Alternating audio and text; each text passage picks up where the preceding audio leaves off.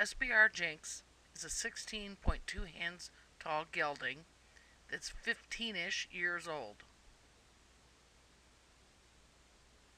When Jinx came to us around the Halloween October mark, he was very thin and needed shoeing really bad, so we tested him quickly and we liked him, but we decided to give this horse time off to kind of settle in and put on weight and get the little aches and pains out from being on the road.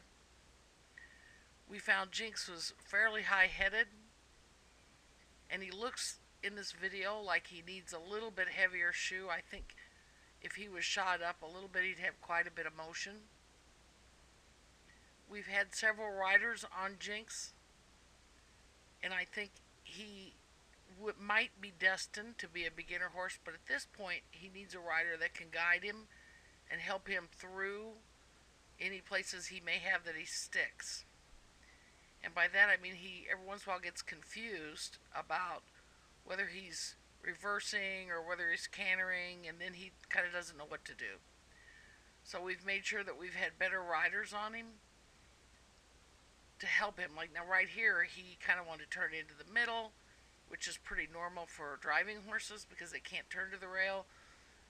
Aaron was able to pull his head back and then have him reverse to the rail. This horse has not had a lot of work. He is very comfortable. You kind of sit in him as he's a little soft in the back. He has a little bit longer stride.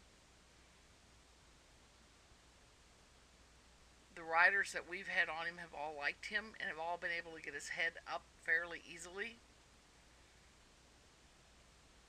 The thing that would bother me the most about him being a totally beginner horse is that stride can be very long, especially for small children. It tends to pop them up out of the saddle. Jinx would prefer that you ride him very softly in the hands. You notice that Aaron is not pulling on his mouth. He may also be a horse that would do better with a smooth snaffle. He's pretty willing and happy. He's not spooky. He's not overly calculating. He has not had formal training with us. We've had mostly our riders ride him. I'm fairly sure that Jinx has paper somewhere, but he's on the age limit that probably would exclude DNA testing, and you would have to go to blood typing.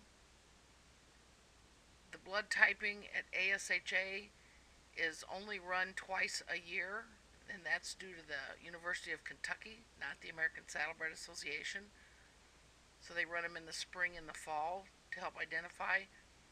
Blood testing is not as reliable and as easy as DNA to pick out who the horse is. This horse has a very nice canter and always has. And there he starts on the left lead. He doesn't seem to have an issue on which lead he's asked to canter on. He can collect up,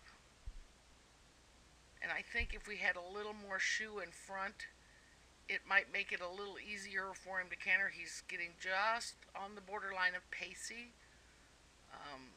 I don't think that's a soreness in him. I think that's just needs a slightly heavier shoe to help balance him. Jinx kind of has his own gait that he likes to go. He doesn't go particularly fast when you're trotting or any of the gaits. He's a horse you push slightly. He's been safe to dismount and mount on, and I believe he's very good in the aisle for the kids to work on.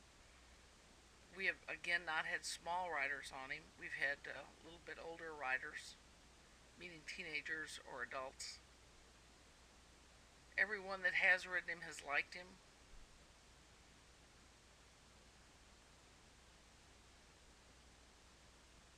And as you can see, he stands quietly. We really like Jinx. You can call Saddlebred Rescue for more information.